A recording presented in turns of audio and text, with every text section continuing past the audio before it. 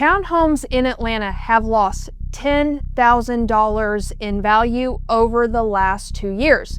Single family homes, well, they've gained $20,000 in appreciation. Same market, completely different outcomes. I see the same thing happen with townhome buyers all the time. They're in their late 20s, early 30s, first-time home buyers. They've saved a down payment. They look at their budget, and let's say it's $350,000 to $400,000, and a townhome fits. It's newish, it looks clean, it's a great location, it feels temporary, feels smart for a starter home. For 2 years, they love it. Then life happens. They get married, their spouse moves in and needs a home office. They talk about kids. The second bedroom, which was supposed to be flexible, becomes a nursery, and suddenly the space feels tiny. So they list the townhome to sell. And in today's market, it sits for 29 days. So meaning from the day you put it up for sale to the day you get a contract on it takes on average 29 days. While the single family home is taking about 16 days. They're competing with 3,400 other townhomes on the market right now in Atlanta. Inventory is absolutely stacked and buyers are scarce. They end up selling for the same price they paid or less. And so after realtor fees and closing costs, they break even at best. Meanwhile, the person who bought a single family home that same year, well, they've likely built $20,000 to $30,000 in equity and they're moving up. That's the trap. It starts as temporary and it ends as a wealth killer. So let me show you why this keeps happening, and it all comes down to 5 things. In May of 2022, townhomes averaged on an average price point of $378,500. Single family homes were $450,000. Fast forward to May of 2024, townhomes jumped to $400,000. Single family homes went to $460,000. Everyone felt good. Then something shifted. By May of this year, right now, townhomes dropped back down to $390,000. That's a $10,000 loss from the peak market. But single family homes, they kept climbing. They're at $470,000 right now, and they're up $20,000 from 2024. Think about what that means. A couple buys a $400,000 townhome in 2024 thinking they're building equity. 2 years later, it's worth $390,000. They just lost 10 grand. Meanwhile, the person who bought a single family home for $460,000 that same year is sitting on $10,000 of appreciation. That's not a small difference.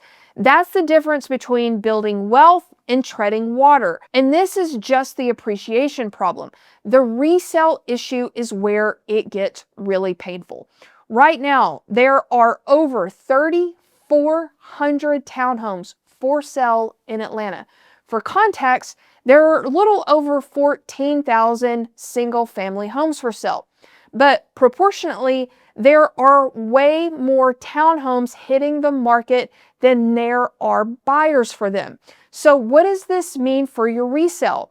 Time and a lot of it. So the average townhome sits for 29 days on the market right now before it gets a contract. Some of them a little less, some of them a lot longer. Single family homes, 16 days. Some a little bit shorter, some a little bit longer. But we're just looking at the median here. That's 2 extra weeks of carrying costs. So mortgage, utilities, HOA fees eating into your profit. Except if you remember the data, you don't have that much profit to eat into. You might be selling at a loss. When you buy a townhome, you're signing up for a monthly fee that almost never goes down, and it almost always goes up. One of my clients bought a townhome 4 years ago. HOA, when she bought it, started at $170. Today, guess what? It's $234. Plus another $200 because the community passed a $10,000 special assessment. So now that's a $435 a month fee, a $255 jump in just a few years. Every few years, something breaks. The roof needs replacing, the parking lot needs resurfacing, the building needs work. When that happens, you get hit with a special assessment. And those aren't rare. It's honestly, in nowadays, it's the norm. With a single family home, you own the roof, you own the yard, you make the decisions. With a townhome, you're paying someone else to make them, and you're paying more every year just for the privilege. When you picture owning a home in Atlanta, what do you see? Most people see a yard, a place to have their friends over, a space where their kids can play outside without worrying about a shared fence. A townhome just doesn't give you that. You get a small patio, maybe it's 100 square feet if you're lucky. Usually it's shared wall to wall with your neighbor. You can hear them talking, you can hear their dogs barking. And in the inside, most of these townhomes are around 1,600 to 1,800 square feet with 2 or 3 bedrooms. Most of them have an open concept because they're trying to make the space feel bigger than it is. Single family homes in similar price ranges are around 1,800 to 2,000 square feet, if not a little more. And you're paying nearly the same for noticeably less. There's something else that most buyers don't anticipate until they're living in it: the lack of privacy.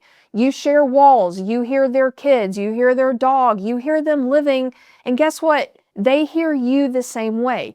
It just gets old fast. Now listen, I'm not saying nobody should ever buy a townhome, but if you're in your late 20s or early 30s earning solid money, thinking about marriage or kids, if you think that there's even a remote possibility of that in the next 5 years, or maybe a job transfer, or you're not planning to stay in Atlanta for more than a few years, a townhome, I think, is the wrong move.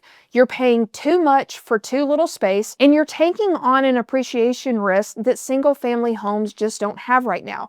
And you're locking yourself into a resale process that's absolutely going to frustrate you in the current market.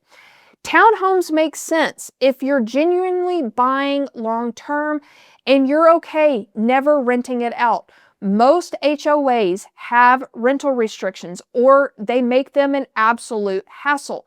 So if your life changes and you need to move, but you can't sell for whatever reason, you can't just pivot to a rental. You're going to be stuck. Here's where townhomes do make sense. If maybe you're retired or you're traveling constantly for work and you really love the low maintenance living, you're done with the yard work and you're done making decisions, you just want to pay your fee and you want the community to handle it. That simplicity is worth the cost. And if you're buying long term, if you're thinking maybe 3 to 5 years before you will maybe want to do something else, a townhome traps you because of resale, timing, and rental restrictions. Townhomes also make sense if you're truly not interested in owning land or a yard. Not because it's cheaper, but just because you actively don't want that responsibility. Some people genuinely prefer that, and that's okay. If you're wondering what's better for you, a townhome or a single family home, then this next video is for you. I will see you over there.